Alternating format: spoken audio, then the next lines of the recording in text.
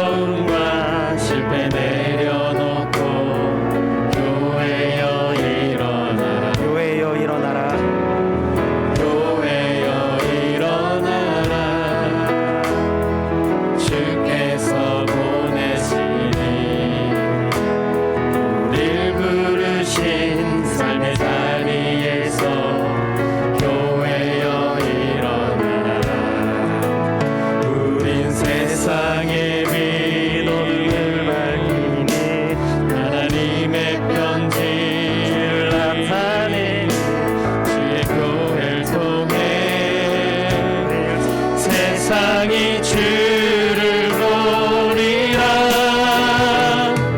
일어나라 아버지 사랑으로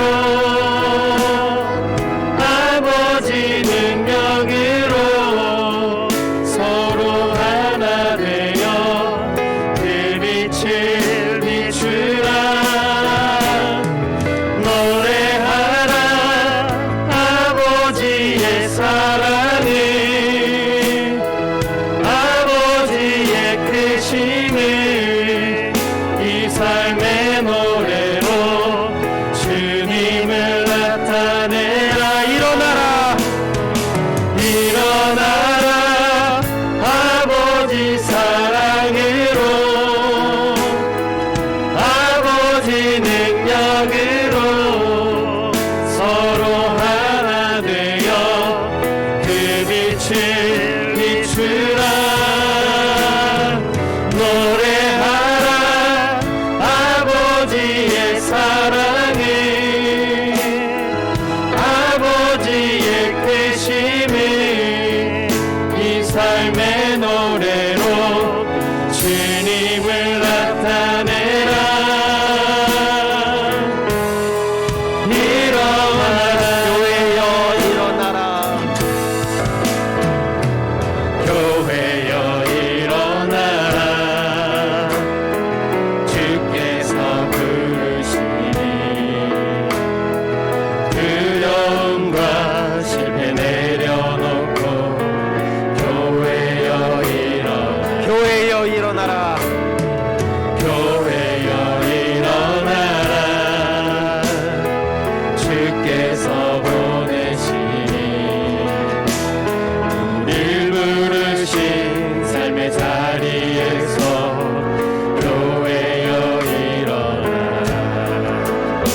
우린 세상의 빛을 밝히니 하나님의 편지 주를 나타내는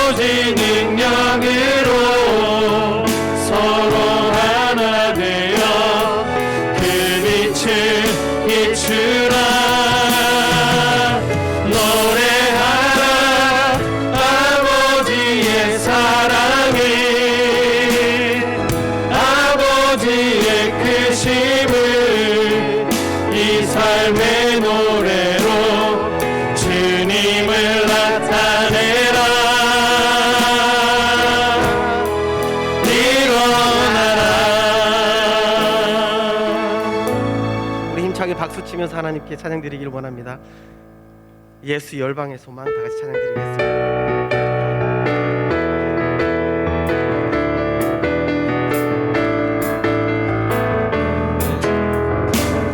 예수 열방의 소망 예수 우리의 위로자 주는 온 땅의 영원한 소망 예수 어둠 속의 빛 예수 어둠 속의 빛 예수 변함없는 진리 주는 온 땅의 빛이 되시네 우리 위해 죽으시고 다시 사신 생명의 주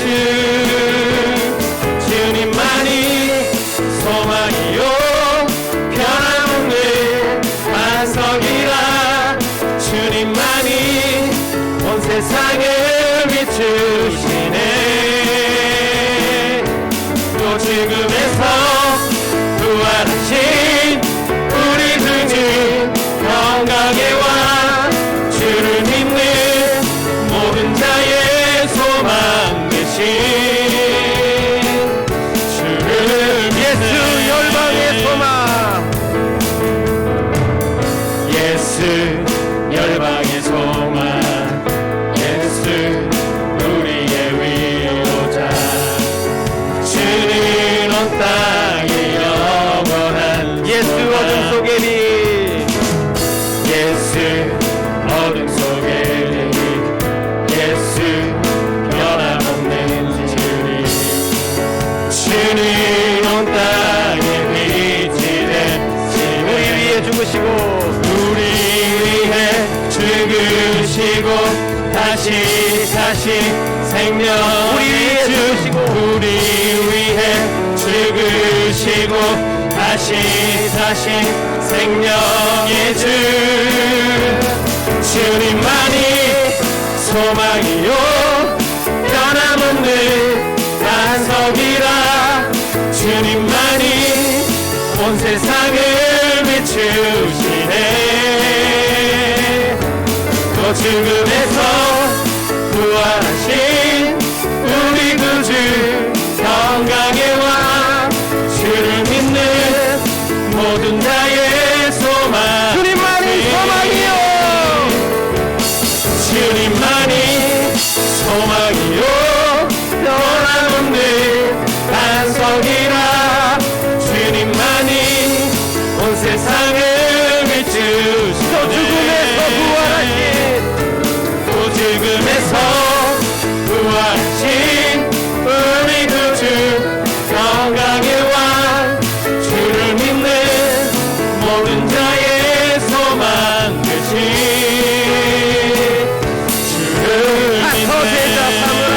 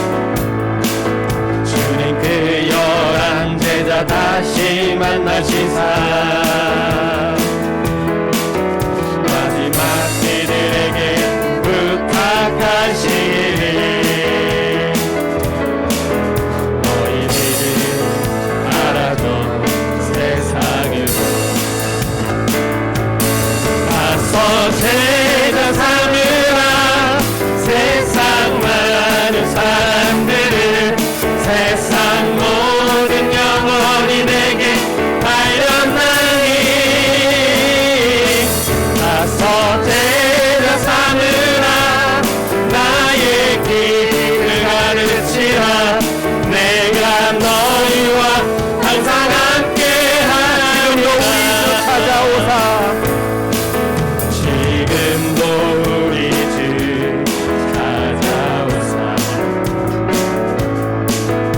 어두워져가는 저 세상 바라보며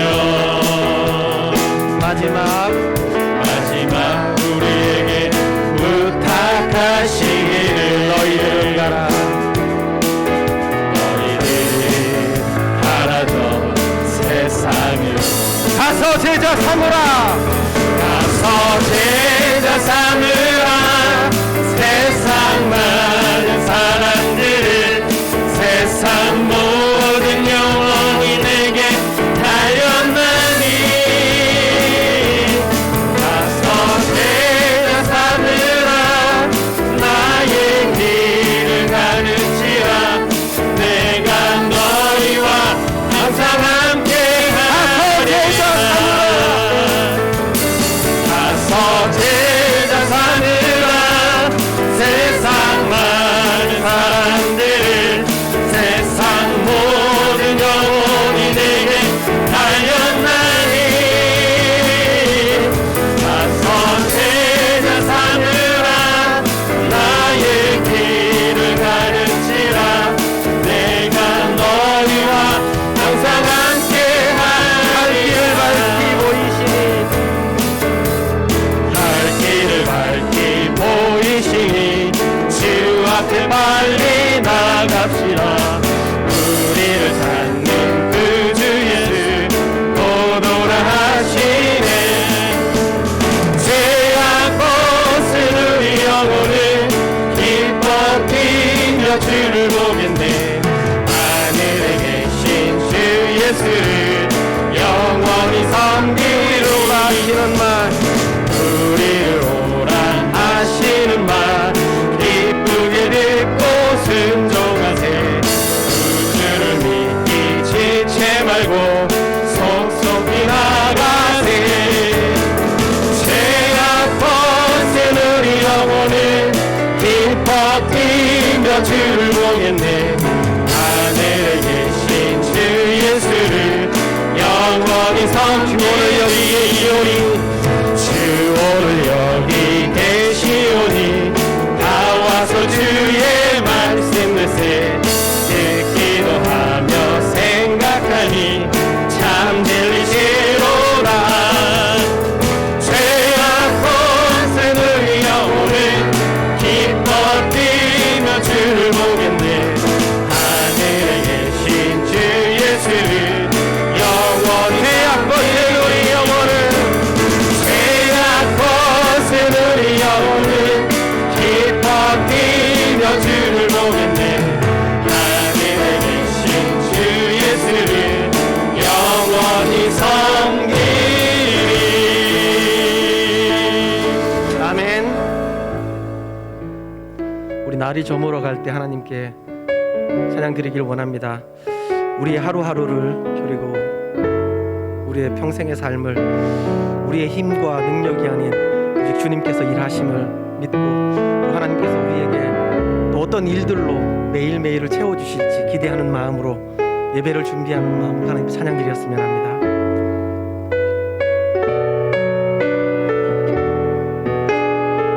날이 저물어 갈 때 날이 저물어 갈 때 빈 길에서 걸을 때 그때가 하나님의 때 내 힘으로 안 될 때 빈손으로 걸을 때 내가 고백해 여호와 우리 모인 이곳에 주님 함께 계시네. 우리 모인 이곳에 주님 함께 계시네 누리네 아버지 은혜 적은 떡과 물고기 적은 떡과 물고기 내 모든 걸 드릴 때 모두 고백해 여호와 주가 일하시네. 주가 일하시네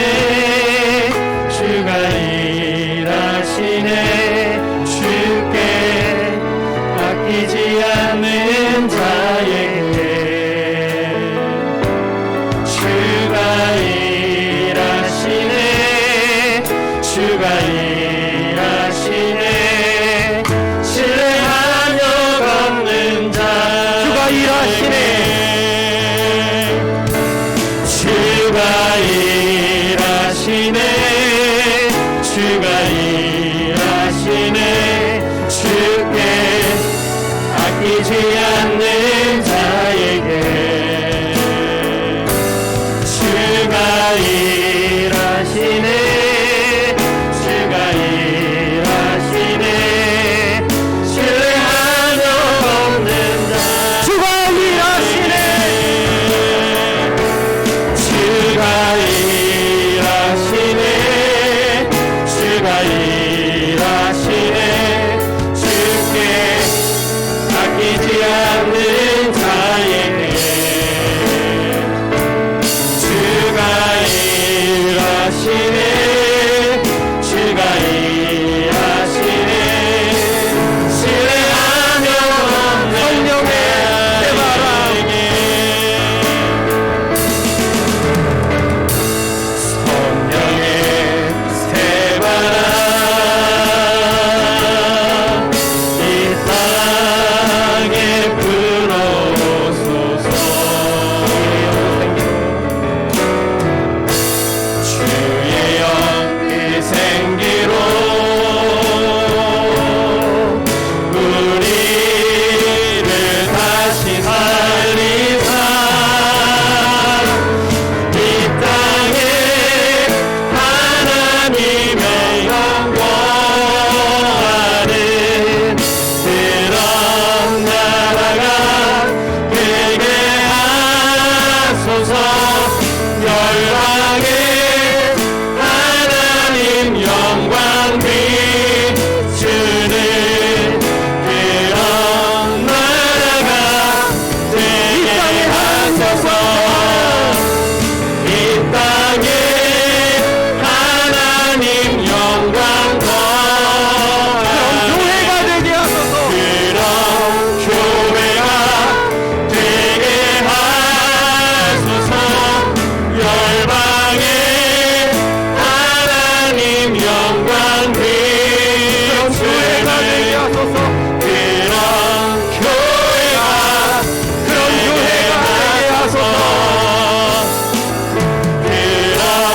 교회가 되게 하소서.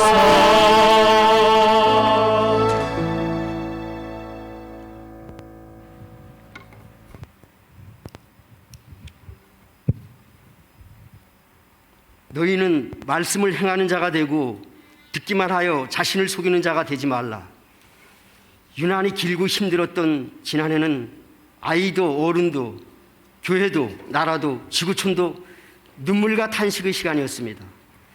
코로나 확산세가 꺾이지 않고 지속되면서 우울한 가운데 새해를 맞이했기에 올해는 더욱더 하나님의 보호와 은혜를 갈망합니다.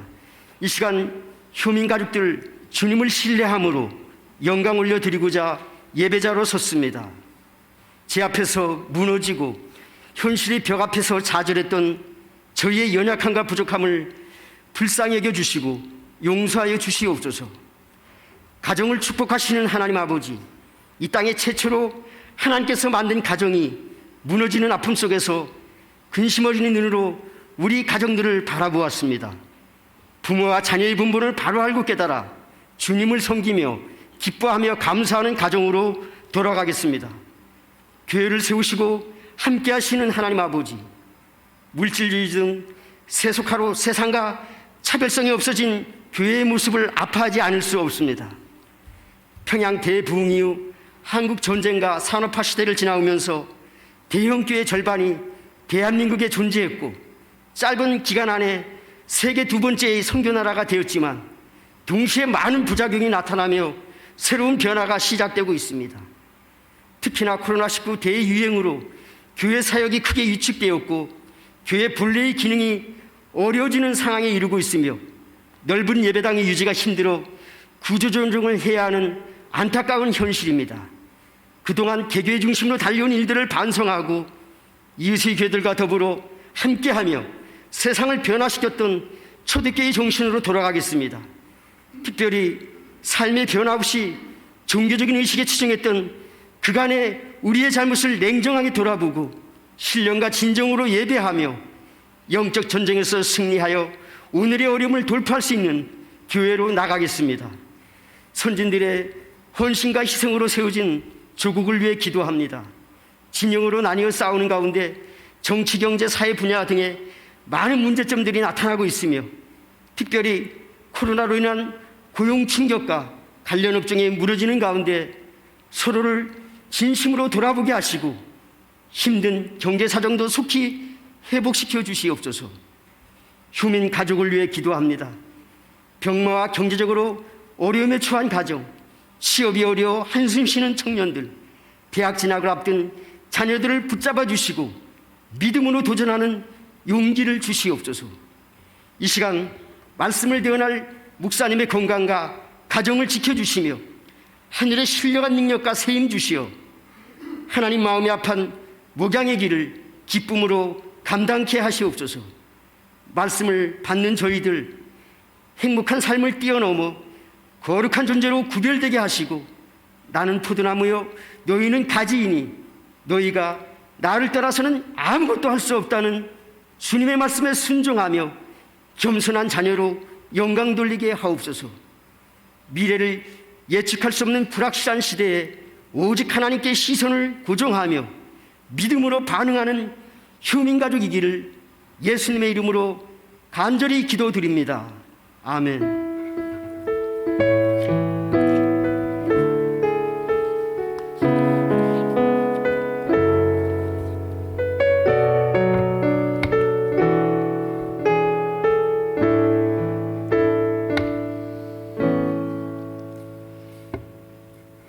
우리 이 시간 사도신경으로 신앙 고백 함께 하시겠습니다.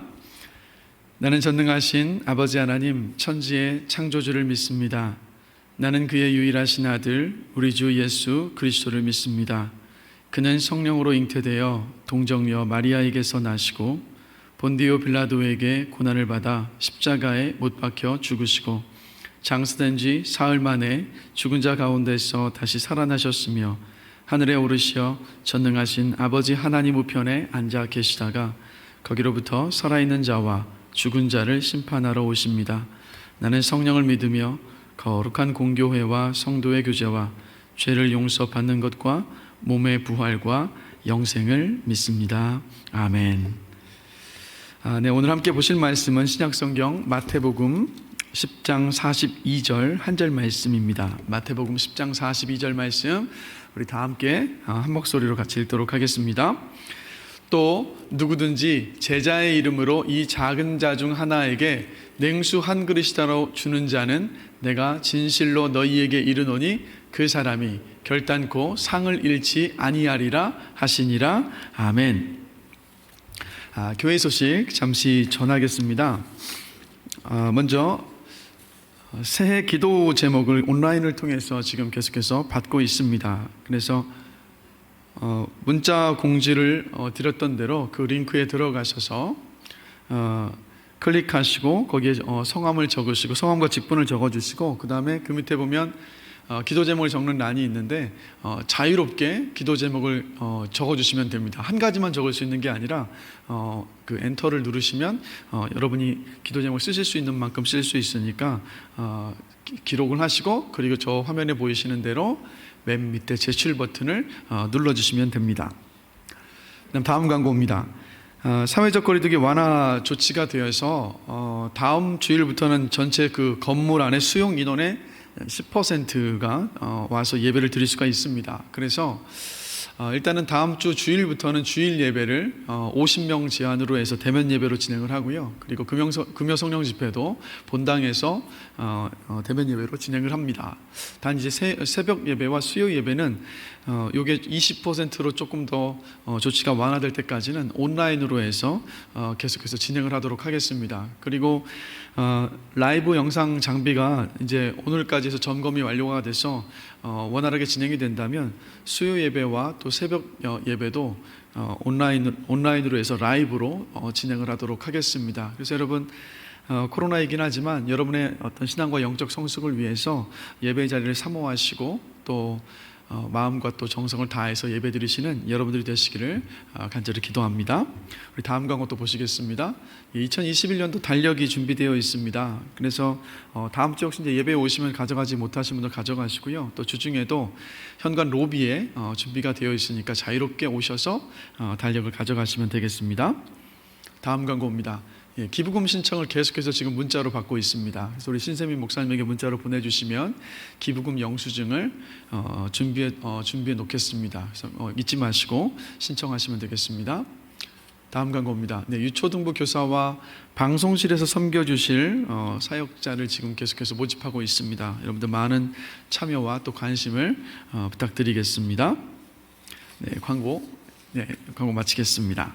말씀을 함께 나누겠습니다. 여러분, 올해 우리 교회의 비전은요, 이웃을 돕고 섬기는 교회입니다. 그래서 사실 지난주에 이웃을 돕고 섬김에 있어서 먼저 좀 살펴보고 싶었던 것이 우리가 이웃들을 어떠한 태도로, 어떠한 마음으로 대하고 있는가, 바로 그 부분에 대한 것이었습니다. 그래서 지난주 우리가 함께 말씀을 나눴죠. 온유함으로 우리 이웃들을 대하자. 여러분, 온유한 마음으로 여러분의 이웃들을 대하게 되시기를 또 다시 한번 주님의 이름으로 축복합니다. 그래서 오늘은 우리가 이웃을 돕고 섬기는 것에 대하여서 구체적으로 한번 생각을 한번 해보려고 합니다. 여러분, 사람이 잘 사는 것은요, 소유 가치에 있지 않고요, 존재 가치에 있습니다. 그래서 예수 믿는다고 해서 모두가 부자가 되는 것이 아니죠. 또 예수 믿는다고 해서 모두가 또 건강한 것도 아닙니다. 사실 만약에 부자가 되고 건강하게 사는 것만이 우리의 삶의 목적이라고 한다면요, 솔직히 굳이 예수 믿지 않아도 됩니다. 그러니까 예수 믿지 않는 사람들 가운데 도리어 부자들이 더 많고 또 건강하게 사는 사람들이 더 많기 때문이에요. 그래서 여러분, 예수를 믿지 않아도 소유 가치는 얼마든지 우리가 높일 수 있습니다. 그러나 예수를 믿지 않으면요, 그 존재의 가치를 높일 수가 없습니다. 왜냐하면 모든 존재의 가치는요, 바로 그 존재의 목적으로부터 나오기 때문이에요. 예를 들면요, 지금 제 앞에 이 마이크가 있지 않습니까? 이 마이크의 이 가치는 뭡니까? 소리를 잘 낼 때만이, 소리를 잘 낼 때만이 이 마이크의 가치를 다 알 수 있어요. 그런데 만약에 이 마이크가 소리가 나지 않으면 어떻습니까? 그 순간부터 이 마이크의 존재 가치는 사라져 버립니다. 사람의 가치도요, 그 사람이 목적대로 존재하느냐 존재하지 않느냐에 달려 있습니다. 그래서 사람은 자신의 존재의 목적에 따라 살아갈 때 비로소 어떻게 됩니까? 바로 가치 있는 존재가 될 수 있어요. 그런데 여러분, 사람의 존재 목적은 사람에게서 발견되는 것이 아닙니다. 모든 존재의 목적은요, 그 존재를 있게 하신 바로 그 분으로부터 나오죠. 그분이 바로 누구십니까? 바로 우리를 창조하신 하나님이십니다. 그래서 여러분, 잘 산다라는 것은 자기 마음대로 자기 욕심대로 살아가는 삶이 잘 사는 삶이 아니에요. 소유를 늘려가는 삶이 잘 사는 삶이 아닙니다. 바로 우리를 창조하신 하나님의 뜻대로 이 땅을 살아가는 삶이 바로 여러분 잘 사는 삶입니다.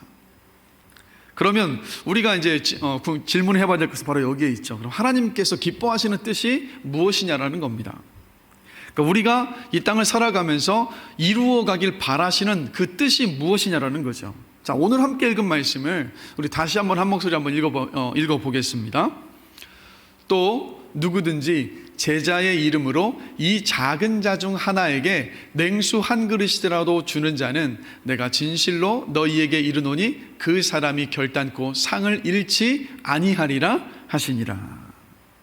자, 이 말씀을 통해서 보면 하나님께서 기뻐하시는 일, 하나님께서 저와 여러분들이 이 땅에서 이루어가길 원하시는 일은 뭐냐면 작은 자로 표현이 되어 있는 작고 가난하고 소외된 이 땅의 형제 자매들, 우리의 이웃들을 바로 사랑으로 돕고 섬기는 일을 우리 하나님께서 기뻐하신다는 거예요. 그런데 여러분, 이 본문 다시 한번 띄워주시겠습니까? 이 본문을 보시면 예수님께서 진실로 그리고 결단코라는 말을 이 짧은 말 속에서 반복해서 말씀하고 계시는 모습을 봐요. 왜 이 진실로 결단코라는 말을 사용하셨겠습니까? 그러니까 작은 자 한 사람에게 냉수 한 그릇이라도 주는 그 따뜻한 마음과 행동을 하나님께서 너무도 기뻐하신다는 거예요. 너무도 귀하게 여기신다는 것을 예수님께서 강조하고 계신 겁니다. 그러면 여러분, 왜 이렇게 하나님은 우리가 작은 자로 이렇게 표현이 되어 있는 가난한 자, 약한 자, 소외된 사람들, 이런 이웃들을 사랑으로 섬기는 것을 왜 그토록 기뻐하시는 것일까요? 그 이유는 먼저 여러분, 하나님은 성경을 보면요, 자신과 약한 자들, 가난한 자들, 소외된 자들을 동일시하시는 모습을 봐요. 자, 잠언 14장 31절 말씀 함께 한번 보시겠습니다. 자, 우리 다 같이 한번 읽어보겠습니다. 가난한 사람을 학대하는 자는 그를 지으신 이를 멸시하는 자요, 궁핍한 사람을 불쌍히 여기는 자는 주를 공경하는 자니라. 자, 여러분, 이 말씀에서 뭐라고 말씀하십니까? 하나님께서는 가난한 사람들을 대하는 저와 여러분들의 태도가 바로 당신께 하는 태도로 그렇게 받아들이신다라는 거예요. 그 다음 우리 잠언 19장 17절 말씀도 함께 한번 보시겠습니다. 우리 다 같이 한번 읽겠습니다. 가난한 자를 불쌍히 여기는 것은 여호와께 꾸이는 것이니 그 선행을 갚아 주시리라. 잠시 한번 띄워주십시오. 자, 가난한 이웃을 돕는 그 일이 뭐라고 말씀하고 있습니까? 하나님을 빚진 자로 만드는 일이래요. 근데 하나님을 빚진 자로 만드셨기 때문에 어떻게 한다고요? 하나님께서 반드시 갚아 주신다라고 지금 말씀을 하고 계십니다. 네, 그리고 또 우리 예수님도요, 작은 자들, 또 소외된 사람들, 가난한 사람들을 자신과 똑같이 여기셨던 모습을 우리가 또 보게 되는 거예요. 마태복음 25장 40절의 말씀인데 함께 한번 보시겠습니다. 내가 진실로 너희에게 이르노니 너희가 여기 내 형제 중에 지극히 작은 자 하나에게 한 것이 곧 내게 한 것이니라. 그래서 여기 마태복음 25장을 보면 예수님께서 뭐라고 말씀하시냐면, 지극히 작은 자가 줄일 때 먹을 것을 주고, 목마를 때 마실 물을 주고, 나그네를 영접하고, 헐벗었을 때 옷을 입혀주고, 병들었을 때 돌봐주고, 옥에 갇혔을 때 와서 보는 그 모든 일들이 바로 예수님께 한 일이라고 말씀을 하고 계시는 것을 봐요. 그러면 우리 한번 지나온 저와 여러분의 한번 삶을 돌아봤으면 좋겠습니다. 우리가 수도 없이 여러분 예수님을 만났어요. 근데 여러분, 예수님을 만나셨을 때 어떻게 그 예수님을 대하셨습니까? 바라기는요, 정말 우리들의 소외되어 있고 약하고 또 가난하고 어려움 가운데 우리 이웃들을 대할 때 그냥 우리 육신으로 보는 그 눈으로만 보시지 마시고 바로 예수님께서 그 모습으로 나에게 찾아오셨음을 여러분 늘 기억하시면서 또 아름답게 섬기시는 여러분들의 삶이 되시기를 주님의 이름으로 축복합니다. 여러분, 그런데 그렇다고 해서 하나님께서 부자보다 가난한 사람들을 더 사랑하시거나 또 가난한 사람들의 구원에만 관심을 갖고 계시다라고 여러분 오해를 하시면 안 돼요. 하나님은 모든 사람을 똑같이 사랑하시고 또 모든 사람이 구원받기를 원하십니다. 그래서 하나님은 편애하지 않으신다라는 거예요. 그래서 여러분, 출애굽기 23장 3절을 보면 가난한 자의 송사라고 해서 편벽되이 두둔하지 말지니라 라고 말씀하는 모습을 봅니다. 그러니까 재판에서 가난하다고 해서 그것을 유리하게 판결하지 말고 공정하게 판결하라라는 하나님의 말씀이었던 거예요. 그래서 여러분, 여전히 지금도 가난한 자들을 돕는 것을 기뻐하시지만 그러나 하나님은 편애하지 않으시고 모든 사람들을 사랑하시고 구원받기를 원하신다는 것을 여러분들 기억하셔야 합니다. 그런가 하면 두 번째로 여러분, 하나님은요, 가난한 사람들에게 특별한 관심을 가지고 계세요. 그래서 우리가 가난한 이웃들을, 소외된 이웃들을 도울 때 하나님께서 기뻐하십니다. 여러분, 하나님께서 편파적인 분이 아니시라고 해서 이 정의가 달려있는 문제에서 하나님께서 중립을 지키시면서 어느 편도 들지 않으신다라고 또 생각하시면 안 돼요. 가난한 사람들은요, 또 주로 우리나라에서도 본다면 가난한 사람들은 약자이기 때문에 부유하고 힘을 가진 사람들에게 횡포를 당하고 또 불이익을 당하는 경우들이 많은 것을 봅니다. 그렇기 때문에 하나님은 그 약자들에게 특별한 관심을 가지고 계세요. 여러분, 세상의 이 정의는 어떤 것이 세상의 정의냐면 같은 것을 같은 것으로 대하는 것, 또 취급하는 것, 그게 바로 이 세상의 정의입니다. 그러니까 예를 들면 이거예요. 5시간 동안 일을 한 사람에게 똑같은 임금을 주는 것이 세상의 정의입니다. 그런데 여러분, 성경의 정의, 하나님의 정의는 어떤 것이냐면 약자에게 특별한 관심을 보이는 것, 그것이 여러분 성경에서 말씀하고 있는 하나님의 정의라는 거예요. 그래서 그리스도인은 저와 여러분들이 가난한 이웃들에게 관심을 가지고 돕고 섬겨야 하는 이유는 뭐냐면 바로 하나님께서 그들에게 특별한 관심을 가지고 계시기 때문입니다. 자, 성경 말씀 한번 보실까요? 시편 107편 40절 41절 말씀 함께 한번 보시겠습니다. 다 같이 읽겠습니다. 여호와께서 고관들에게는 능력을 쏟아부으시고 길 없는 황야에서 유리하게 하시나 궁핍한 자는 그의 고통으로부터 건져주시고 그의 가족을 양떼같이 지켜주시나니. 그러니까 하나님은 가난한 사람의 어떤 고통과 그 삶과 가족들을 돌보아 주신다라고 분명히 말씀을 하고 계시죠. 그리고 여러분, 예수님께서 이 땅에서 이 공생의 사역, 당신의 복음을 전하시고 구원을 이루시는 그 사역을 하실 때 처음으로 전하셨던 말씀이 무엇인지 여러분 기억하십니까? 바로 이 말씀이었습니다. 주의 성령이 내게 임하셨으니 이는 가난한 자에게 복음을 전하게 하시려고 내게 기름을 부으시고 나를 보내사라는 이 말씀을 가장 처음 주님께서 이 땅에서 회당에서 전하셨다라는 거예요. 예수님은 가난한 자들에게 복음을 전하시기 위해서, 그들을 구원하시기 위해서 오셨다는 겁니다. 그래서 여러분, 성경 말씀을 보면 가난한 사람들, 작은 자들, 약자들은요 하나님의 특별한 은혜를 입는 모습을 봅니다. 야고보서 2장 5절 말씀 함께 보실까요? 다 같이 한번 읽어보겠습니다. 하나님이 세상에서 가난한 자를 택하사 믿음에 부요하게 하시고 또 자기를 사랑하는 자들에게 약속하신 나라를 상속으로 받게 하지 아니하셨느냐. 그래서 성경 곳곳을 살펴보시면 하나님은 항상 약한 자를 택하셔서 특별한 은혜를 주시고 그들을 사용하셨던 모습을 우리가 성경 속에서 발견하게 되는 거예요. 자, 예를 들면 여러분, 이스라엘 12지파 가운데에서 가장 작은 지파인 베냐민 지파에서 사울을 선택하셨고 그를 이스라엘 최초의 왕으로 하나님께서 세우신 모습을 봅니다. 또 기생 라합, 이방 여인이었던 룻, 그리고 부모와 형제들에게 인정받지 못했었던 양을 치는 소년이었던 다윗, 뽕치는 시골 목자였었던 아모스, 불륜을 통해서 태어난 자식이었던 솔로몬, 그리고 미미한 시골 처녀 마리아를 택하셨던 하나님을 우리가 성경을 통해서 보게 돼요. 그럼 여러분, 왜 하나님은 약한 자에게 특별한 은혜를 주시고 그들을 택하셔서 일하실까요? 그 이유는요, 인간적인 자랑을 잠재우시고 하나님의 영광을 드러내시기 위해서라는 겁니다. 그런데 여러분, 이런 하나님은 지금도 역시 약한 자들, 가난한 사람들을 지금도 역시 특별한 은혜로 하나님께서 돕고 계시다라는 거예요. 그러니까 저에게 있어서 가장 가난했던 시절은 언제였냐면, 여러분 아시는 것처럼 미국 유학 시절이었습니다. 근데 말씀을 주면서 또 한 가지 또 일이 또 생각이 나더라고요. 유학 간 지 얼마 되지 않아서 한 몇 달이 두세 달이 지났었을 때였는데, 아내가 이제 첫째를 이제 임신을 하게 됐습니다. 여러분, 임신하면 이렇게 먹고 싶은 것이 생기지 않습니까? 그래서 이제 한국 음식이 생각이 나는데, 이제 제가 처음에 가서 머물게 됐던 곳이 한인 마트하고 좀 거리가 좀 많이 떨어져 있었어요. 그러니까 고속도로로 약 1시간을 가야지만이 다다를 수 있는 곳에 있었습니다. 그리고 사실 한인마트에 갈 방법을 그때도 잘 모르고 있었고, 그리고 무엇보다도 이렇게 임신해서 먹고 싶은 한국 음식을 이렇게 사서 먹을 만한 어떤 그런 재정적인 여유가 없었습니다.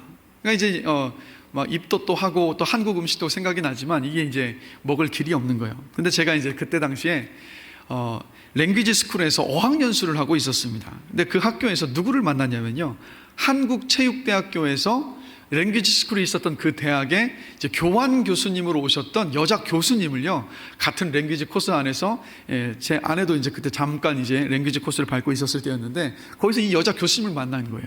이 교수님이 이제 저하고 또 저 아내를 또 알게 되면서 이제 교제를 하게 되면서, 이 교수님이요, 그 아내가 먹고 싶었던 한국 음식이요, 된장찌개, 생선찌개, 오징어찌개 같은 이런 찌개들을 챙겨서 주시는 거예요. 그리고 또 이제 제가 이제 가난한 유학생인 걸 아시니까 이분이 저한테 아르바이트 자리까지도 본인 스스로 만들어 주신 거예요. 뭐냐면 같이 함께 따라온 중학생 아들이 있었는데, 이 아들을 아침 저녁으로, 아침과 오후로 학교에 데려다 주고, 학교에서 또 이게 골프 수업을 받는데 그 골프장으로 데려갔다가 다시 집으로 데려오는 아르바이트 자리를 저에게 주신 거예요. 그래서 제법 뭐 아주 많은 돈은 아니었지만 그 아르바이트로 해서 벌게 된 돈들이 굉장히 유용하게 사용할 수가 있었습니다. 그래서 지금 돌아보면 이 교수님이요, 저와 제 아내를 정말 매번 친히 여겨주시면서 막 때마다 음식 챙겨주시고 살갑게 대해주셨던 그 기억이 납니다. 그래서 지금 돌아보면 비단 이런 일뿐만이 아니라 제가 가난하고 가장 어려웠었던 그 유학 시기가요, 하나님께서 세심하게 돌보아 주셨던 그 은혜를 가장 가깝게 가장 많이 경험했던 때였음을 제가 돌아보게 되더라고요. 여러분, 지금도 역시 마찬가지입니다. 우리 하나님은요, 가난한 사람들, 약한 사람들, 소외된 이웃들을 지금도 가까이에서 특별한 은혜로 돕고 계십니다. 그리고 그 일들을 통해서요, 하나님께서 살아계시고 또 하나님의 그 영광을 반드시 드러내십니다. 마치 이것과 똑같은 것 같아요. 부모님들이 가장 약하고 어려운 자식에게 가장 큰 관심을 갖고 또 보여주고 계시는 것처럼요. 정리하자면 여러분, 이처럼 하나님은요, 가난한 사람과 자신을 동일시하시고 그리고 가난한 사람들에게 특별한 관심을 가지고 계시기 때문에 우리가 가난하고 약하고 또 소외된 이웃을 돕고 섬기는 것을 우리 하나님께서 그토록 기뻐하시는 겁니다. 그런가 하면 여러분, 이웃을 돕고 섬기는 것이 저와 여러분의 신앙, 그 믿음의 표지이기도 합니다. 제가 먼저 한번 생각해 보고 싶은 것은 뭐냐면요, 우리 모두는 예수님을 믿고 구원받기 전에요, 모두 영적으로는요, 영적 파산자들이었습니다. 하나님을 몰랐고 믿지 않았죠. 그래서 하나님을 모르고 믿지 않았기 때문에 내가 어디로부터 왔는지, 또 무엇을 위해서 내가 이 땅을 살아가야만 하는지, 또 육신의 죽음 이후에 어떻게 되는지, 또 무엇을 의지하면서 이 땅을 살아가야 할 것인지를 전혀 모르고 있었던 영적 파산자들이 바로 저와 여러분들이었습니다. 지옥에 갈 수밖에 없었던 영적 파산자들이었다는 거예요. 그런데 이런 우리를 하나님께서 불쌍히 여겨주셔서 하나뿐인 아들을 보내셨습니다. 그리고 하나님은 그 아들을 가난하게 하셔서 예수님을 믿는 저와 여러분들에게 그분의 영적인 그 부요함과 의를 우리에게 주셨다는 거예요. 자, 고린도후서 5장 21절 말씀 함께 보실까요? 자, 함께 한번 한 목소리 읽어보겠습니다. 하나님이 죄를 알지도 못하신 이를 우리를 대신하여 죄로 삼으신 것은 우리로 하여금 그 안에서 하나님의 의가 되게 하려 하심이라. 자, 또 고린도후서 8장 9절 말씀도 함께 한번 읽어보겠습니다. 우리 주 예수 그리스도의 은혜를 너희가 알거니와 부요하신 이로써 너희를 위하여 가난하게 되심은 그의 가난함으로 말미암아 너희를 부요하게 하려 하심이라. 아멘. 여러분, 은혜로우신 하나님은 똥무더기에 앉아있던 저와 여러분들에게 왕의 예복을 입히시고 왕의 잔치자리에 여러분 앉히신 거예요. 그래서 은혜의 복음이라는 것은 가난했던, 즉 영적으로 가난해서 파산자였던 저와 여러분들이 하나님의 자비로 부요해졌다라는 것을 말하는 거예요. 그게 바로 복음입니다. 여러분, 예수 믿고 부요해지셨음을 믿으십니까? 여러분, 저와 여러분들은요, 그저 그런 존재가 아니에요. 하나님의 자녀입니다. 온 우주 만물을 만드시고 지금도 온 우주 만물을 붙잡고 계시고 전지전능하시고 영원하시고 무한하신 하나님께서 여러분, 저와 여러분의 아버지시라는 거예요. 그리고 이 아버지 하나님은 언제고 바로 내 편이십니다. 하나님께서 우리 아버지이시기 때문에 무엇이든 하나님께 기도로 구할 수 있어요. 기도로 어떤 일이든 우리 하나님 아버지께 맡길 수 있습니다. 그리고 하나님 아버지는 우리의 기도에 우리에게 최선의 것, 최고의 꽃으로 언제든 반드시 응답하십니다. 그리고 여러분, 주를 두려워하는 자를 위해서 쌓아두신 은혜가 있지 않습니까? 쌓아두실 만큼 넉넉하고 풍성하신 은혜이기 때문에 언제고 우리가 하나님의 은혜를 찾고 구할 때마다 하나님은 그 때를 따라서 저와 여러분의 넉넉하고 넘치는 은혜를 반드시 베풀어 주신다는 거예요. 그리고 무엇보다도 저와 여러분들은요, 영원한 천국의 상속자들입니다. 그렇기 때문에 우리는 부요한 사람들이라는 거예요. 그래서 여러분, 저와 여러분들이요, 노숙자들, 가난한 사람들, 소외된 이웃들, 약한 자들을 볼 때 우리는요, 그냥 겉으로 그들이 처해 있는 어떤 물리적인 어떤 물질적인 상황만 보는 것이 아니라 바로 우리 자신의 이 모습을 거울로 보는 것과 똑같아요. 과거 예수 믿기 전에 영적인 파산자였던 우리들의 모습을 우리가 볼 수 있다는 거예요. 그래서 여러분 돌아보십시오.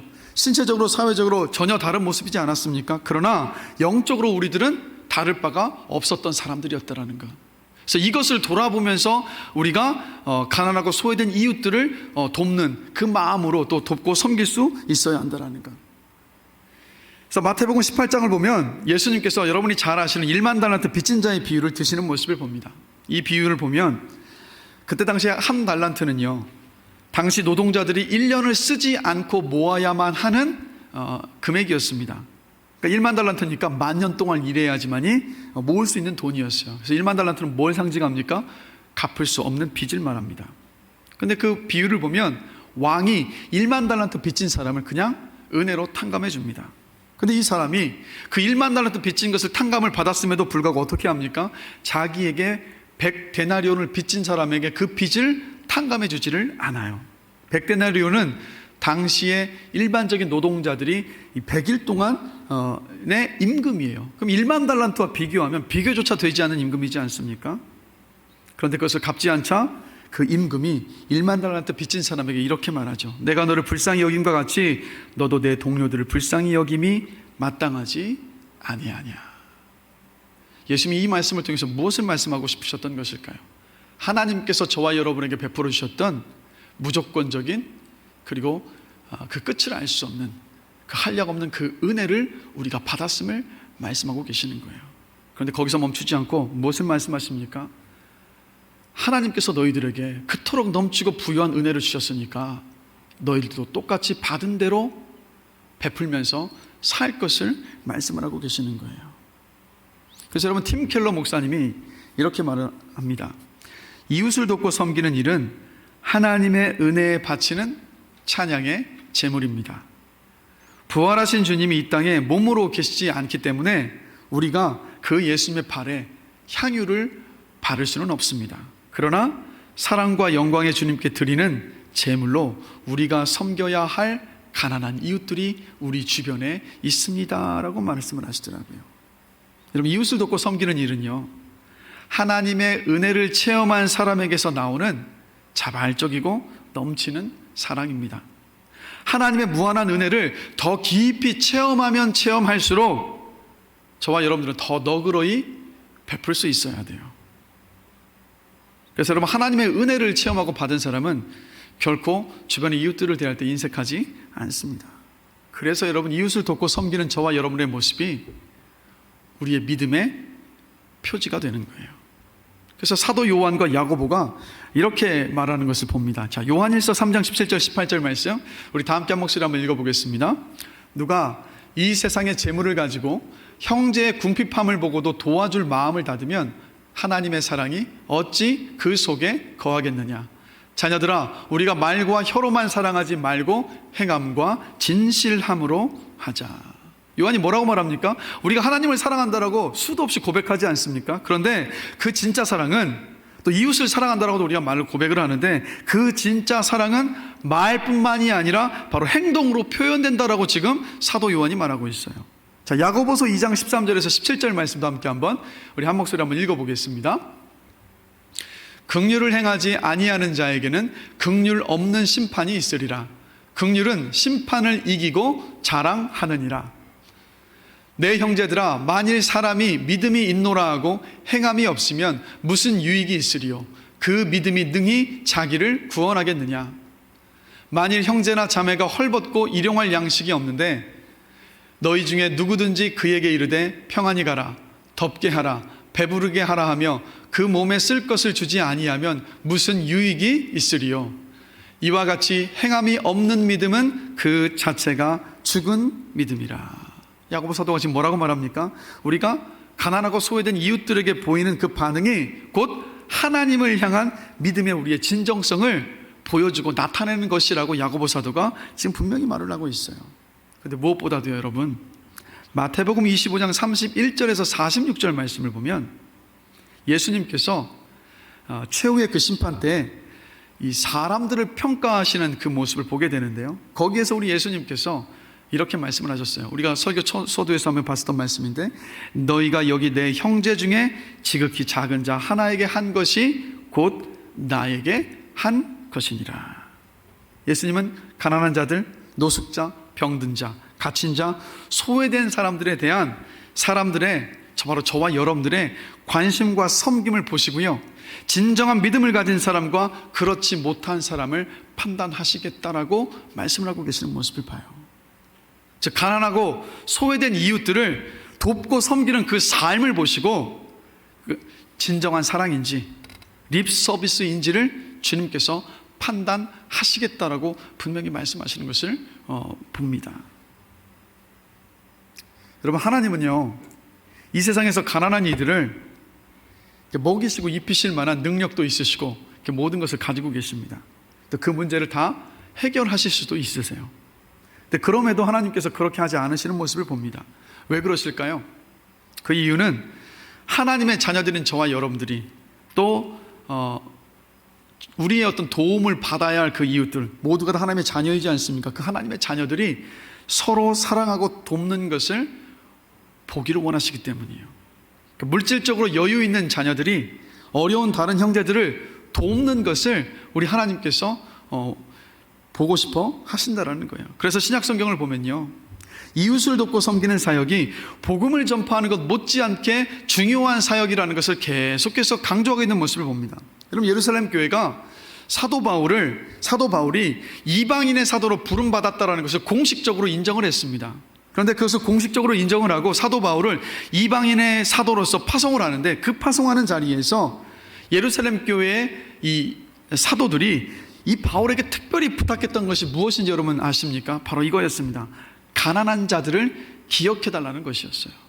왜 그렇겠습니까? 복음을 전파하는 것은 말로만 하는 것이 아니라 바로 가난한 이웃들의 필요를 채워주는 그 일들과 함께 간다는 거예요. 바로 저와 여러분들의 섬김과 그 도움을 통해서 무엇이 전해지는 것이냐면 바로 하나님의 사랑과 하나님의 그 은혜가 전해지는 것이기 때문에 그것을 끊임없이 강조했던 모습을 봐요. 그리고 실제 여러분 사도행전을 보시면 초대교회가 어떠했습니까? 모든 물건을 서로 통용해서 교회 안에 가난한 자들이 한 사람도 없었다라는 것을 보게 돼요. 그러니까 하나님께서 그 초대교회를 너무도 기뻐하셨던 거예요. 그래서 날마다 어떻게 하셨습니까? 흘려보내는 그 교회에 날마다 구원받는 자들을 더하여 주셨던 하나님의 모습을 우리가 사도행전을 통해서 보는 거예요. 그래서 여러분, 하나님은 지금도요, 흘려보내는 그 인생, 흘려보내는 그 교회를 기뻐하시고 더욱더 많이 흘려보내시는 그 삶으로 하나님께서 지금도 축복하여 주신다는 겁니다. 그래서 여러분, 마지막으로 이웃을 돕고 섬기는 교회가 되기 위해서 우리가 무엇을 적용할 수 있을까? 한번 세 가지를 함께 적용을 하면서 오늘 말씀을 마무리하고자 합니다. 먼저 여러분, 지금 있는 곳에서 시작하십시오. 요즘도요, 과거에 이 초대교회 시절에도 그러했지만 요즘도 자기 가족을 돕고 섬기는 책임을 다하지 않는 그리스도인들이 많습니다. 그래서 여러분, 디모데전서 5장 8절 말씀 함께 보실까요? 함께 한번 한 목소리로 읽겠습니다. 누구든지 자기 친족, 특히 자기 가족을 돌보지 아니하면 믿음을 배반한 자요 불신자보다 더 악한 자니라. 가장 먼저는요, 우리 밖에 이웃을 돕고 섬기기에 앞서서 가장 먼저는 바로 여러분의 가족을 돕고 섬기시는 겁니다. 그러니까 많은 그리스도인들이 가정에서 가족 중에 장애인이나 노인이나 만성질환 환자를 돌보는 일로 이웃을 돕고 섬기는 그 일들을 실천을 했어요. 여러분, 혹시 가족 가운데 연로하거나 몸이 약한 부모님이 계시거나 아니면 어려움에 처해 계시는 또 숙부님이 되시든 숙모님이 계시든 사촌이 있다면 이웃을 여러분 멀리에서 찾지 마시고 바로 그분들을 먼저 돕고 섬기시는 겁니다. 바로 거기서부터 시작이에요. 그리고 여러분들 주변에 이웃들을 만나시면, 요즘은 특별히 우리나라가 이 아파트 단지에 있다 보니까 점점 삭막해져 가는데, 여러분 큰 것으로부터 시작하지 마시고 밝은 미소와 또 이 밝게 인사를 나누는 것으로부터 여러분 시작하실 수 있어요. 그리고 다음 주에 함께 나누겠지만 우리 교회 안에서 또 올 한 해 동안 또 앞으로도 쭉 펼쳐나가게 될 이웃을 돕는 사역에도 여러분 열심을 내셔서 함께 동참하시는 겁니다. 그리고 두 번째로는요, 이웃을 돕고 섬기기 위해서 여러분의 소득의 일부를 여러분 미리 떼어 놓으시는 거예요. 여러분, 하나님은요, 저와 여러분들에게 이 땅을 살아갈 필요한 물질을 허락해 주셨습니다. 그러니까 우리가 감당할 수 있을 만한 그 물질을 저와 여러분에게 허락해 주셨어요. 그래서 제가 간절히 바라는 것은 더 많은 것을 구하면서 욕심에 흔들리지 마시고 하나님께서 여러분에게 허락하신 것을 자족하며 감사함으로 누리게 되시길 주님의 이름으로 간절히 기도합니다. 그러나 누림에 너무 빠져 살면요, 편안함과 안락함에 젖어버려서 나태해질 수 있고 하나님에게서 멀어질 수 있습니다. 그래서 정말 중요한 것이 뭐냐면 누림과 섬김의 균형이 너무도 중요해요. 자, 그래서 여러분 신명기 15장 7절에서 8절 말씀 함께 보실까요? 자, 함께 한번 한 목소리로 읽어보겠습니다. 너희 땅에 곡물을 벨 때에 밭 모퉁이까지 다 베지 말며 떨어진 것을 줍지 말고 그것을 가난한 자와 거류민을 위하여 남겨두라. 나는 너희의 하나님 여호와이니라. 자, 이 말씀을 보면 하나님께서요, 먹고 살 양식을 얻을 수 있는 밭을 허락하신 거예요. 그런데 뭐라고 말씀하십니까? 추수할 때 밭 모퉁이까지 다 베지 말고 남겨두고 그리고 떨어진 이삭도 줍지 말라라고 지금 말씀을 하고 계시는 거예요. 왜 그렇습니까? 가난한 사람들과 거류민들이 그 밭에 와서 그 이삭을 줍고 귀퉁이에 남아있는 그 이삭을 가지고 가서 먹고 살 수 있도록 하라는 하나님의 말씀이셨던 거예요. 그래서 여러분, 어떤 목사님은요, 이 말씀을 실제로 적용을 이렇게 하시더라고요. 계산을 하신 거예요. 가로 세로 10인 밭으로 계산을 하신 겁니다. 그래서 가로 세로가 10인 정사각형으로 가정을 하면 밭의 네 귀퉁이는 어떻게 됩니까? 이 사각형 안에 내접해 있는 원을 제외한 나머지가 귀퉁이가 되지 않습니까? 그래서 내접한 원의 면적을 구하니까 어떻게 되냐면 수학식이지만 5제곱파이가 되는 거예요. 그래서 계산을 해보니까 뭐가 되냐면 78.5가 되는 거예요. 그리고 그러면 이 100에서 78.5를 빼면 나머지 네 귀퉁이의 소득이 얼마가 됩니까? 21.5%가 돼요. 그래서 이분은 소득의 21.5%를 가난한 사람들을 위해서 떼어놓고 또 이웃을 돕는 것을 위해 떼어놓고 사용하신다라는 겁니다. 여러분, 제가 여러분들에게 우리도 이렇게 해야 합니다, 이것을 말씀드리고 싶은 것이 아니에요. 중요한 것은 뭐냐면 이웃을 돕고 섬기는 것을 위해서 저와 여러분의 소득 가운데 미리 떼어두는 것, 여러분, 그것이 중요해요. 미리 떼어두면요, 언제고 이웃을 도와야 할 상황이 됐을 때 우리가 기꺼이 기쁨으로 바로 도울 수 있습니다. 그러나 떼어놓지 않으면요, 갑자기 누군가를 도울 일이 생겼을 때 떼어놓고 있지 않으면 그것을 돕지 못할 수도 있고 그것을 돕는 것이 저와 여러분에게 부담이 돼서 돕지 못하게 될 수 있다는 거예요. 그래서 여러분 기억하십시오. 여러분의 소득 가운데 얼마가 되어도 괜찮습니다. 성령께서 감동을 주시는 그 마음을 따라서 여러분의 소득의 일정 부분을 가난한 이웃을 위해서 흘려보내는 것에 여러분 떼어놓으시는 거예요. 액수가 중요한 것이 아니라 시작이 중요합니다. 그래서 여러분 떼어놓으시는 가운데에서 기쁨으로 그 재정을 흘려보내시는 복된 삶이 되시기를 주님의 이름으로 축복합니다. 그래서 제가 간절히 바라는 것은 흘려보내면 보낼수록 하나님께서 더 채워주셔서 더 많이 흘려보내게 하시는 하나님의 그 은혜를 경험하시는 여러분 모두가 되시길 주님의 이름으로 축원합니다. 그리고 마지막으로 여러분, 우리 자녀들에게요, 공부해서 남주는 인생이 되라고 여러분 우리 축복하십시다. 한 목사님이 마태복음 14장의 오병이어의 기적의 말씀을 이렇게 묵상하셨는데 이 참 마음에 와닿더라고요. 뭐냐면 이겁니다.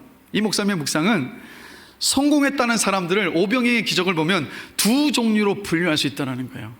하나는 뭐냐면 5,000명분을 혼자서 먹는 사람이고 또 하나는 뭐냐면 5,000명을 먹이는 사람입니다. 대개 이 세상은요, 또 많은 사람들은 무조건 5,000명분을 벌어들이는 능력이 있는 사람을 잘 산다라고 이야기를 하죠. 그러나 하나님은 어떻게 보십니까? 그 능력을 자신만을 위해서 쓰는 사람을 잘 산다 하지 않으시고 하나님은 그 능력을 다른 사람을 위하여 쓰는 사람을 잘 산다라고 하시는 거죠. 그래서 5,000명분을 혼자 먹는 사람이 아니라 5,000명을 먹이는 사람을 하나님은 잘 산다라고 하신다라는 거예요. 여러분, 저와 여러분들, 우리 교회 자녀들이 5,000명을 먹이는 사람이 되기를 우리 축복하십시다. 5,000명을 먹이기 위해서 능력이 필요한 거 아니겠습니까?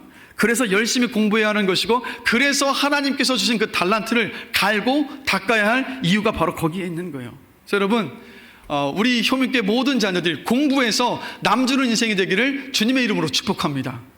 또 이미 직장을 가지고 일하시는 우리 많은 성도님들, 여러분 일에서 남 주시는 복된 인생이 되시기를 주님의 이름으로 축복합니다. 그래서 미국에 유명한 투자 건물 회사인 그 팀하스라는 회사가 있는데 하형록 회장이 이런 비전을 가지고 이 기업을 시작을 했죠. 우리 회사는 남을 돕기 위해 존재합니다 라고. 여러분, 우리 교회도요, 이런 비전을 가지고 이웃을 돕고 섬기는 그 일들, 막 이웃을 향해서 막 흘려보내는 사역들을 왕성하게 펼치는 그런 하나님께서 기뻐하시는 기업과 사업가들이 많이 나오게 되기를 주님의 이름으로 간절히 축원합니다. 그래서 여러분, 우리 자녀들 도전하시는 거예요. 공부해서 남 주는 인생 되라. 일해서 남 주는 인생이 되라. 어려서부터 그런 어떤 마음의 비전을 가지고 있을 때 하나님의 뜻을 마음껏 펼쳐갈 수 있는 귀한 인생으로, 복된 인생으로 살아갈 수 있을 줄로 믿습니다. 말씀을 마무리하겠습니다. 여러분, 가난하고 소외된 이웃을 돕고 섬기는 것은 하나님께서 기뻐하시는 일이에요. 주님 앞에 섰을 때 우리가 정말 주님을 사랑하고 있는지를 보여주는 바로 시금석과도 같습니다. 그렇게 여러분, 이웃을 돕고 섬기는 일에 우리의 인생을 쏟아 부을 만한 가치가 있습니다. 가난하고 소외된 이웃들을 돕고 섬기는 일에 헌신하는 사람이 많아지면 많아질수록 세상은 분명히 따뜻해지고 아름다워질 것입니다. 그리고 이 섬기과 도움을 통해서 복음과 하나님의 사랑이 증명돼요. 여러분, 한 번뿐인 인생입니다. 그리고 인생이 길지 않습니다. 밤낮으로 나 자신만을 위해서 살지 마시고, 돈 많이 벌어서 출세하고 세상에서 거들먹거리고 편히 사는데 정신이 팔려서 하나님께서 우리에게 허락해 주신 그 인생을 여러분, 허비하지 않게 되기를 기도합니다. 하나님께서 기뻐하시는 뜻이 바로 이웃을 돕고 섬기는 일에 최선을 다해서 사시다가 주님 앞에 서시는 여러분들이 되시길, 우리 모두가 되기를 주님의 이름으로 간절히 축원합니다. 우리 시간 들었던 말씀을 한번 생각하시면서 우리 함께 찬양하기를 원합니다. 우리 이런 교회 되게 하소서라는 찬양인데요, 가사 하나하나를 한번 생각해 보시면서, 하나님, 저도 성령께서 거하시는 교회입니다. 제 삶이 이러한 삶이 되게 하여 주십시오. 우리 효민교회도 이러한 교회가 되게 하여 주십시오. 이 땅의 모든 교회가 이러한 교회가 되게 하여 주십시오. 이 마음을 담아서 우리 함께 고백하며 찬양하시겠습니다.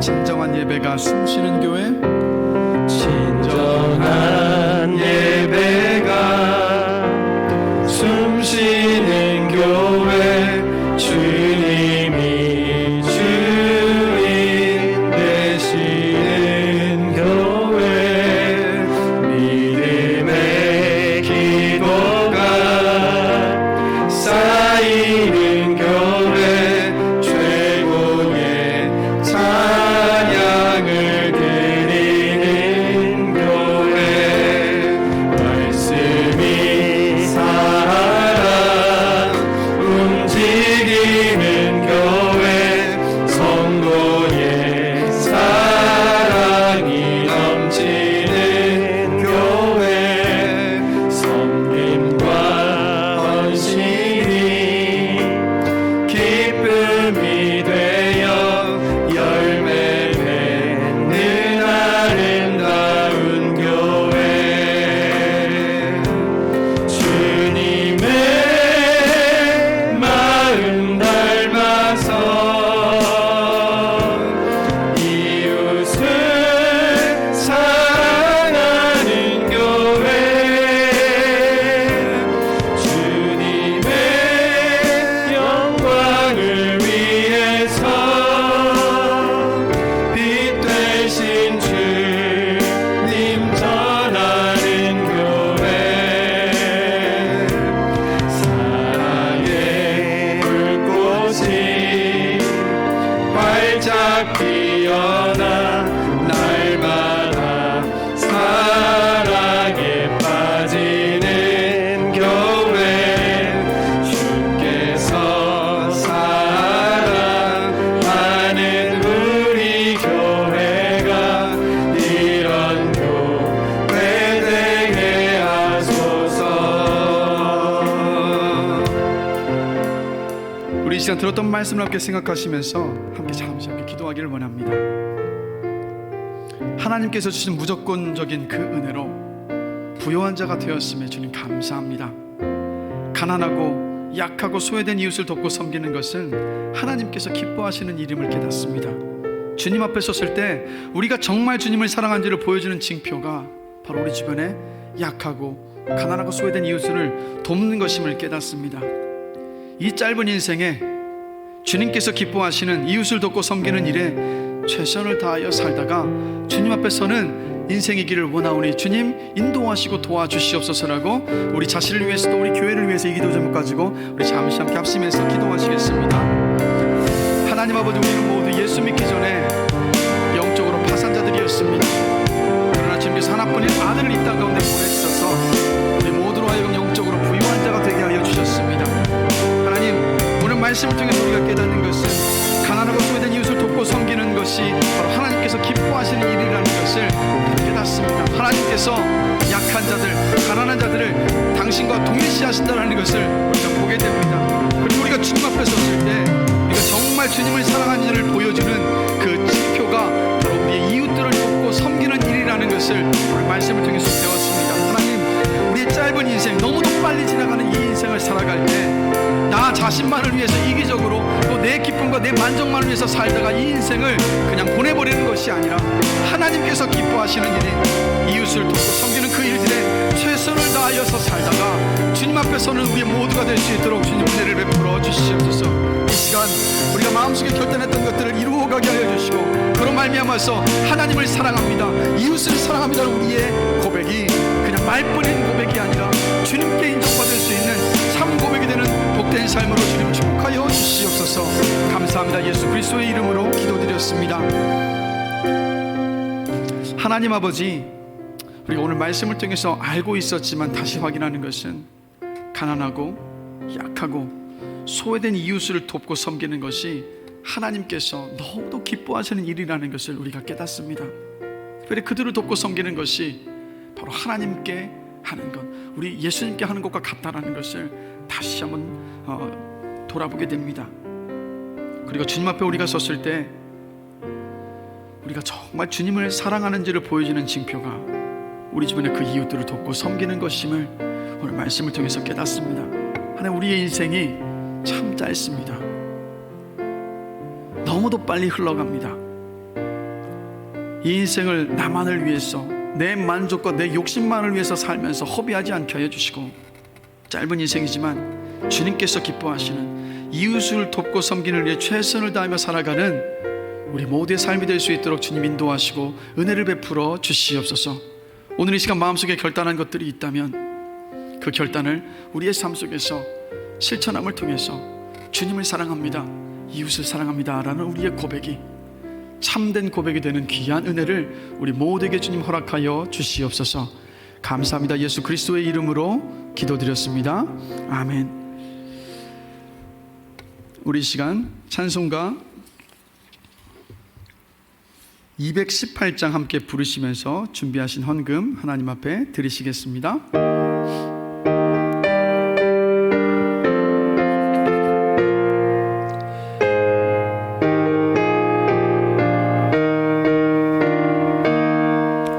내 맘과 정성을 다하여서 주 너의 하나님을 사랑하라.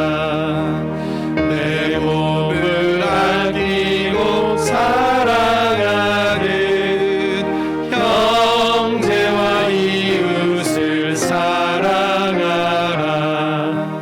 주께서 우리에게 명하시니 그 명령 따라서 살아가니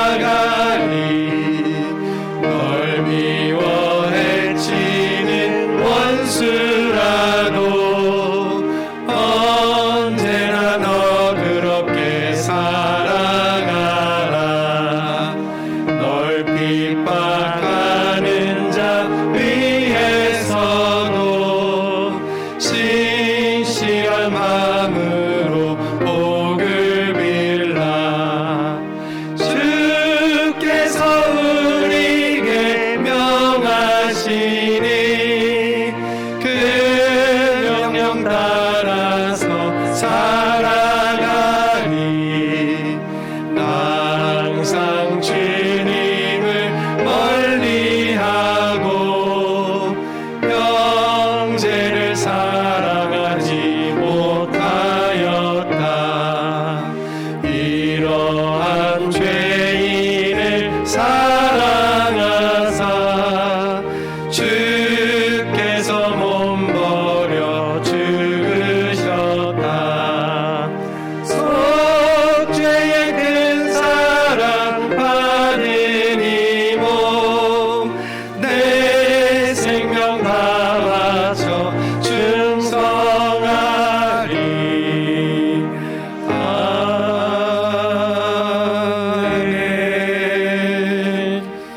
이 시간 들으신 헌금 위해서 잠시 기도하겠습니다. 하나님, 우리는 죄로 영원히 죽을 수밖에 없는 죄인들이었습니다. 그런 우리를 하나뿐인 아들 예수 그리스도를 통해서 구원하여 주시고 의인 되게 하여 주시고 하나님의 자녀 되게 하심에 감사합니다. 마귀와 죄의 권세로부터 자유케 하심에 주님 감사합니다. 그리고 이 땅을 살면서 하늘의 평안을 누리고 하늘의 기쁨을 누리고 살 때만 좋은 것이 아니라 죽을 때도 좋은 그 영생을 주심에 주님 감사합니다. 그 은혜에 감사하며 이 시간 헌금을 드렸습니다. 빈손으로 내게 오지 말라 하신 주님, 비록 부족하지만 준비해서 드리는 모든 헌금을 기쁘게 받아 주시옵소서. 그리고 우리가 사는 동안에 헌금할 때마다 기쁨으로 주님께 드리게 하여 주시옵소서. 그리고 이렇게 드려진 헌금을 오병이어의 기적으로 사용하셔서 온 세상에 복음을 전하고 이웃을 돕고 섬기고도 넘치게 주님 축복하여 주시옵소서. 또한 헌금을 드리는 우리 사람 모든 혐오교회 각 가정에 평안함과 기쁨이 솟아나게 하여 주옵소서. 주님께 맡기며 기도하며 또한 성도들이 일하는 곳에 형통함의 은혜를 주님 부어 주시옵소서. 그리고 우리 자녀들이 이 세상에서 축복의 통로가 되는 귀한 삶으로 주님 은총을 베풀어 주시옵소서. 하나님, 모든 성도들에게 성령의 충만함을 허락하여 주셔서 어려움 앞에 또 두려움 앞에 무너지지 않게 하여 주십시오. 우리 눈앞에 있는 그 현실이 아니라 하나님을 바라보는 그 믿음으로 승리하며 살아가는 복된 한 주가 될 수 있도록 주님 붙잡아 주시고 은혜를 베풀어 주시옵소서. 감사합니다. 예수 그리스도의 이름으로 기도드렸습니다. 아멘. 축도하겠습니다. 이제는 우리 주 예수 그리스도의 은혜와 하나님 아버지의 다함이 없으신 그 사랑하심과 성령님께서 함께하여 주시는 놀라우신 그 은혜가 주님께서 말씀하셨던 것처럼 이웃을 돕고 섬기는 그 삶을 살아가기를 다짐하며 결단하는 우리 사랑하는 모든 혐인교회 성도들 머리머리 위에 지금부터 영원까지 함께 하시기를 간절히 축원하옵나이다. 아멘.